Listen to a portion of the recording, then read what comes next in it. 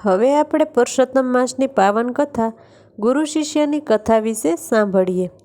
થોડા સમયથી નદી કિનારે એક ઝૂંપડીમાં ગુરુ શિષ્ય રહેતા હતા.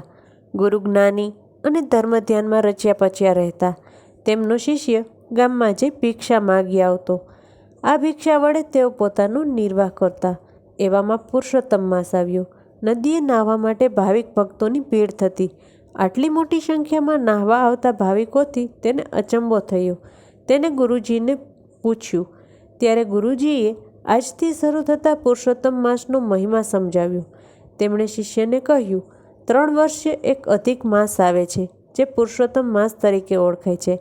આ માસમાં જે નર નારી વ્રત કરીને સવારે નદીએ સ્નાન કરે, કાંઠા ગોરમાનું પૂજન કરે, પુરુષોત્તમ માસના પાવન પ્રસંગોની કથા વાર્તા સાંભળે, યથાશક્તિ દાન કરે, પુરુષોત્તમ ભગવાનની પૂજા અને ભક્તિ કરી ઉપવાસ કે એકટાણું કરે, ધારણા કરે, પારણા કરે, તો પુરુષોત્તમ ભગવાન વ્રત કરનારથી સંતુષ્ટ થઈ તેના મનોરથો પૂર્ણ કરે છે.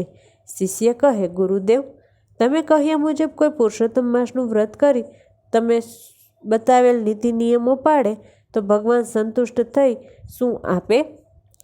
ગુરુજી કહે, જે કોઈ પોતાના વ્રત વડે પુરુષોત્તમ ભગવાનને સંતુષ્ટ અને પ્રસન્ન કરે છે, એને સુખ સમૃદ્ધિ મળે, તેના કષ્ટો દૂર થાય. પુરુષોત્તમ માસ પૂર્ણ થતાં તેનું ઉજવણું કરવામાં આવે છે.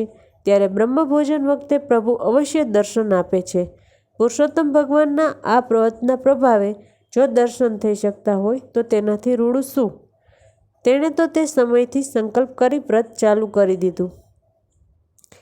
તે દરરોજ વહેલો ઉઠી નદીએ સ્નાન કરી, કાંઠા ગોરમાનું પૂજન કરી, કથા વાર્તા સાંભળી, પછી ભિક્ષાર્થે ગામમાં જતો. તેમાંથી પોતાના ભાગે આવતું અન્ન તે ભિખારીઓને આપી દેતો. ફળાહાર કે પાણી વડે તે ઉપવાસ ખેંચી કાઢતો. આમ કરતાં કરતાં પુરુષોત્તમ માસ પૂરો થયો.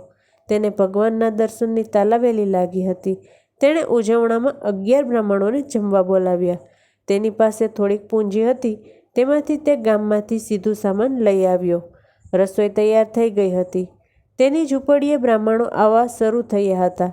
તે ઝૂંપડી બહાર ભગવાન હમણાં આવશે અને મને દર્શન દેશે એ આશાએ ઊભો હતો. આવનાર બ્રાહ્મણો ગુરુજી પાસે બેસી જ્ઞાન ગોષ્ઠી કરી રહ્યા હતા. આ સમયે એક ભિખારી ત્યાં આવ્યો. તેનું શરીર કૃશ હતું. મેલા કેલા વસ્ત્રો પહેર્યા હતા. ચિથરા જેવા વાળ હતા. તેના મોં ઉપર બાંકીઓ બળમણતી હતી. તેનો દેદાર એવો હતો કે તેને જોઈને કોઈને પણ સૂગ ચડે. તે ભિખારી શિષ્ય પાસે જઈને કહેવા લાગ્યો, હું 4 દિવસનો ભૂખ્યો છું. મને ચાલવાના પણ હોશ નથી. મને કંઈક ખાવાનું આપો જેથી મારી ભૂખ સંતોષાય.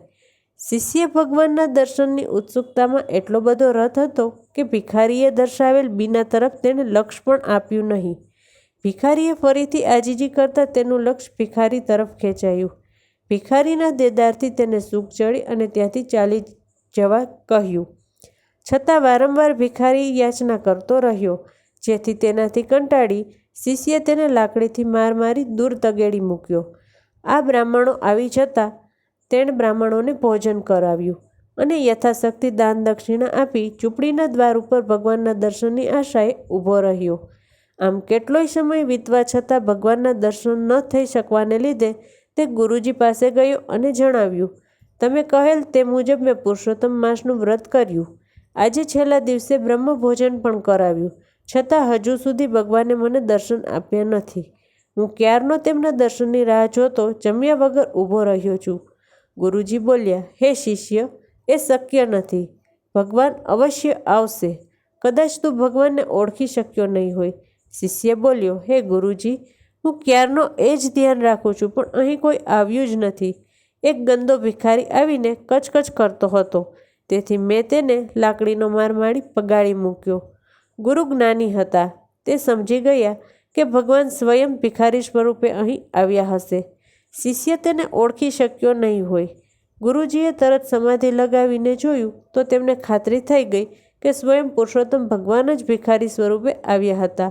ગુરુજી બોલ્યા, હે શિષ્ય, ભિખારીના રૂપમાં ભગવાન સ્વયં આવ્યા હતા. તારું એટલું પુણ્ય કાચું કે તું આવેલી તકનો લાભ લઈ શક્યો નહીં. શિષ્ય બોલ્યો, હે ગુરુદેવ, હું મૂર્ખ નથી કે ભગવાનને માર મારું?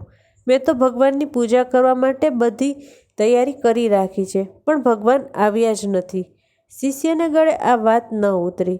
ત્યારે શિષ્યને ખાતરી કરાવવા ગુરુજીએ દિન ભાવે અને શ્રદ્ધાથી પ્રાર્થના કરી કે હે પુરુષોત્તમ ભગવાન, તમે ભિખારીના સ્વરૂપે આવી આ શિષ્યને ખરા સ્વરૂપના દર્શન કરાવ્યા વિના જતા રહો.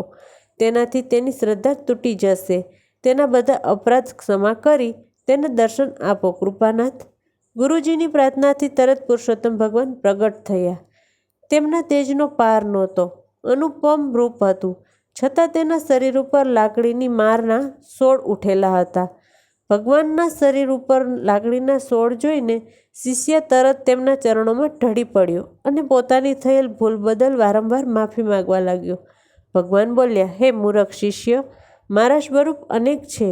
હું ક્યારેક કયા સ્વરૂપે પ્રગટ થાવ એ કોઈ જાણી શકતું નથી. એથી જે જીવ ઉપર દયા રાખે એ જ મને પામી શકે છે. માટે આજથી કોઈ ભિક્ષુક પર તારા આંગણે આવે તો તેને આદર સાથે ભોજન કરાવજે. તેને ધૂતકારી કાઢીશ નહીં. આટલું કહી ભગવાન અંતર્ધ્યાન થઈ ગયા. બોલો પુરુષોત્તમ ભગવાન કી જય.